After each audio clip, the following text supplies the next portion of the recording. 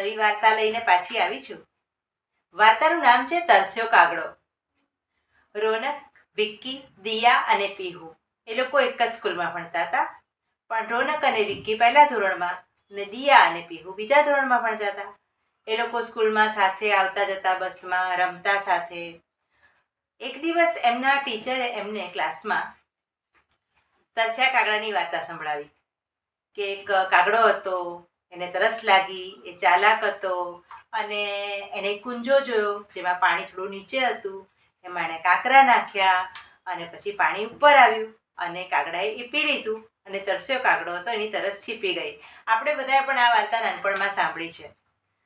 હવે એ લોકો બસમાં પાછા આવતા હતા ને, તો એ લોકો અંદર વાત કરી કે રોનકે વિક્કીને કીધું કે તારી છત પર, તારી અગાશીમાં કાગડા આવે છે ને? તો એણે કીધું કે હા, આવે છે ને, અને હું એને અનાજના દાણા, બિસ્કિટ બધું આપું છું અને પાણી ભરેલું એક વાસણ પણ મૂકું છું.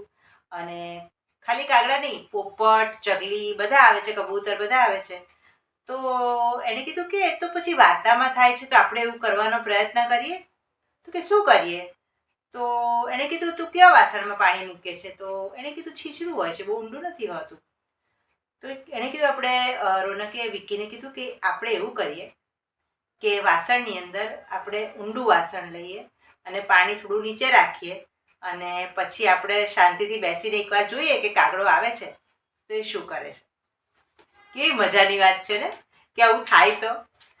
તો એ લોકોએ તો કર્યું, એક વાસણ લઈ આવ્યા અને પછી ત્યાં જે પેલું વાસણ હતું એને હટાવી દીધું અને આ વાસણ મૂકી દીધું જે ઊંડું હતું અને એમાં પાણી થોડું નીચે રાખ્યું.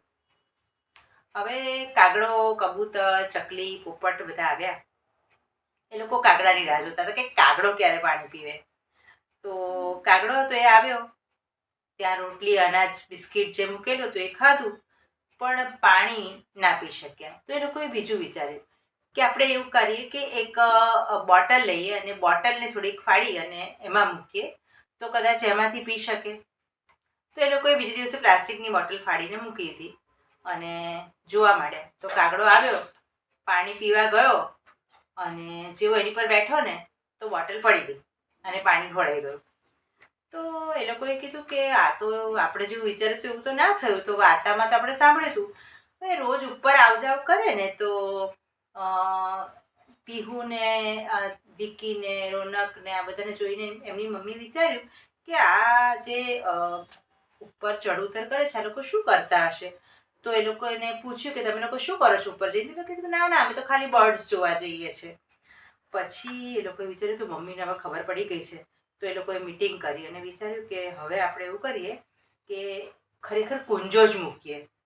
તો એક જણ પાસે કુંજો હતો, તે લોકોએ કુંજો મૂક્યો અને વિચાર્યું કે હવે કાગડો આવશે તો નાના નાના કાંકરા પણ લઈ આવ્યા અને એ લોકોએ એને કાંકરા શોધવા ના પડે, કાગડાને તો બાજુમાં મૂકી દીધા અને પાણી ઓછું ભર્યું અને પછી રાહ જોવા માંડ્યા કે સરસ એવા બિસ્કિટ ને બધું મૂકીએ, ફરીથી કાગડો આવશે અને પાણી પીશે.